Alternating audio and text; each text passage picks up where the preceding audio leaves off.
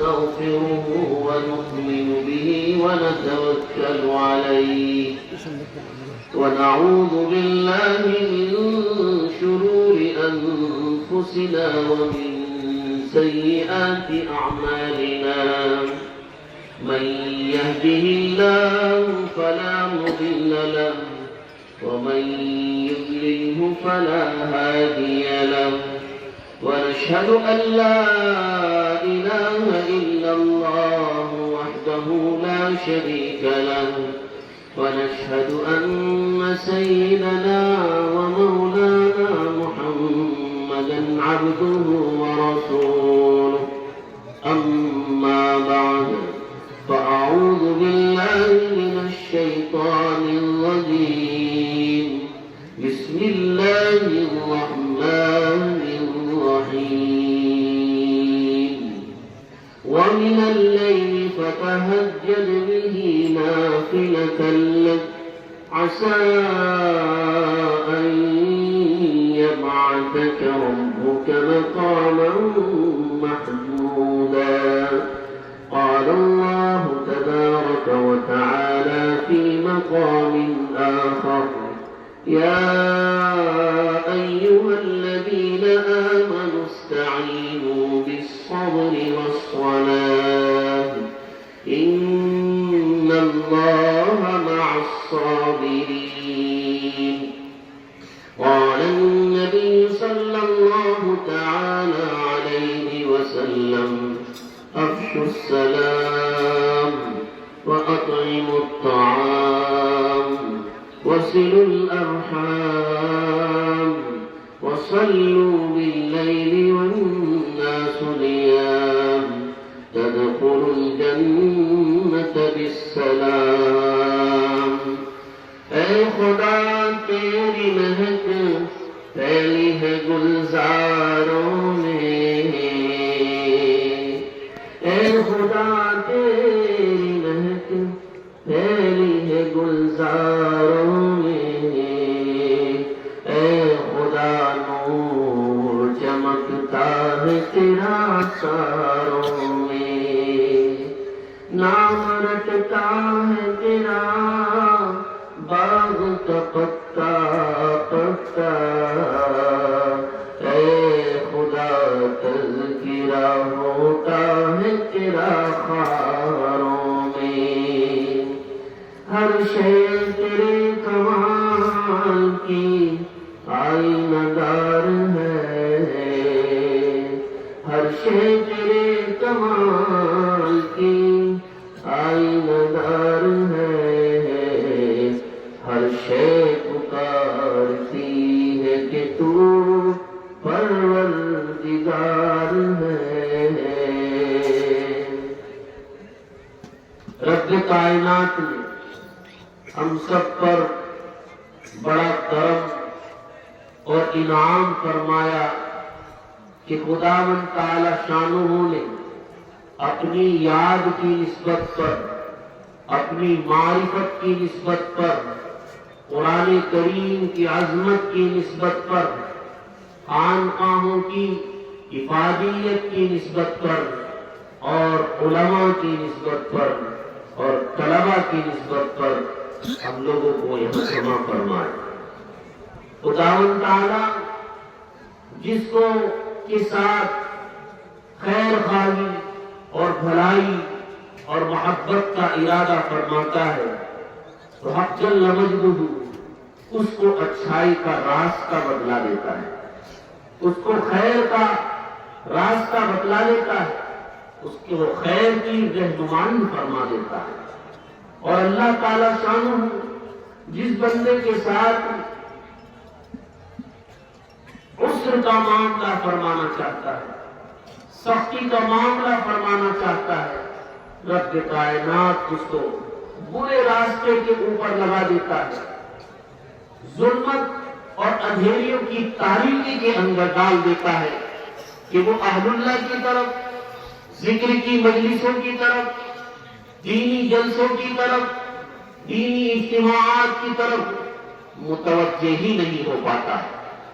خداوند تعالیٰ نے اب اس صالحین کی اس مجلس میں اہل اللہ اور اللہ کے نیک بندوں کی اس مجلس میں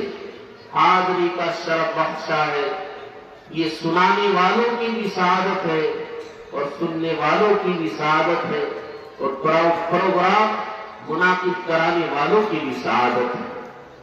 خداوند تعالیٰ شانہ اس عظیم الشان مجلس کو، اس لبریز مجمع کو اپنی بارگاہ میں ہمیشہ کے لیے قبول فرمائے۔ یہ آپ حضرات کی محبت کی دلیل ہے، یہ آپ حضرات کی دین کی طرف توجہ کی دلیل ہے کہ جوک در جوک آپ خانقاہ حسینیہ مدنیہ میں آپ حضرات کتنی بڑی تعداد کے اندر تشریف لائے۔ میں سمجھتا ہوں کہ انشاءاللہ یہ قیامت کے دن مجلس ہماری نجات کا ذریعہ بن سکتی ہے۔ عزیزان گرامی، اللہ تعالی شانہ نے ویسے تو انعامات اس امت پر اتنے فرمائے ہیں کہ خود اللہ نے چیلنج کر دیا ہے کہ اگر میری نعمتوں کو شمار کرنا چاہو گے گن نہیں سکو گے، لیکن اللہ نے کچھ مخصوص انعامات اس امت کے اوپر فرمائے جس سے پرانی امتیں محروم رہی۔ حضرت سلیمان علیہ السلام ہواؤں کے اندر اڑا کرتے تھے،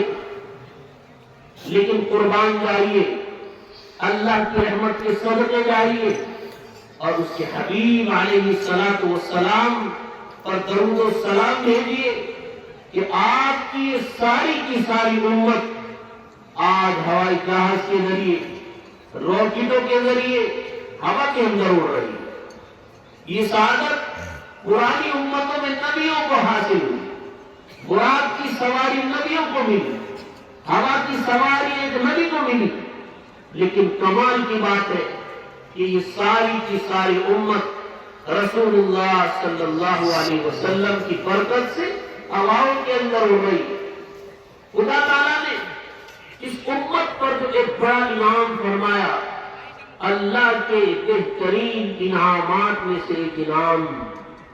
نماز۔ 5 وقتہ نمازیں یہ تو ایمان والے کے اوپر فرض ہے۔ اگر ایمان والا ان کو ادا نہیں کرتا ہے تو خدا تعالی شانہ کے یہاں سخت پکڑ ہو سکتی، اللہ کی گرفت میں ہم لوگ آ سکتے ہیں اور ہم اہل اللہ کی جماعت میں نماز کی پابندی کے بغیر کبھی شمار نہیں ہو سکتے۔ وَإِنَّهَا لَكَبِيرَةٌ إِلَّا عَلَى الْخَاشِعِينَ، نماز یہ بڑی گراں گزرتی ہے، بڑی بھاری گزرتی ہے، إِلَّا عَلَى الْخَاشِعِينَ، علاوہ ان لوگوں کے جو نماز کو خشوع اور خضوع کے ساتھ پڑھتے ہیں۔ معزز سامعین کرام، آج کی ہماری نمازوں کی حالت جائزہ لینے کی ضرورت ہے کہ کیسی نمازیں ہم لوگ پڑھ رہے ہیں کہ ہم خدا کی بارگاہ میں ہاتھ باندھ کر کے کھڑے ہیں، لیکن ہمارا یہ دماغ، ہمارا یہ دل اپنے کاروبار سے جڑا ہے،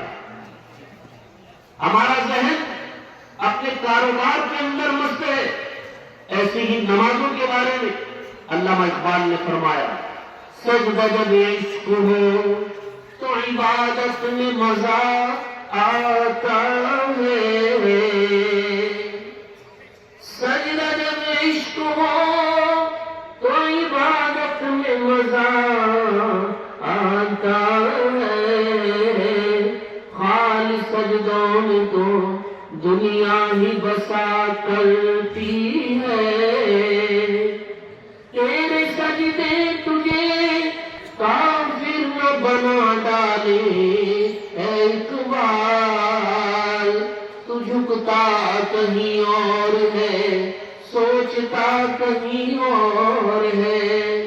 یہ ہماری نمازوں کی حالت ہے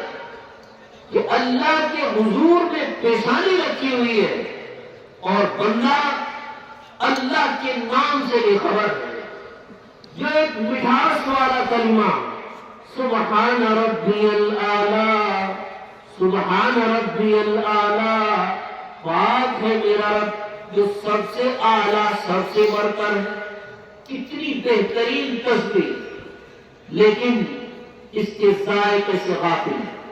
اس کے تصور سے غافل، اس کی حقیقت سے غافل۔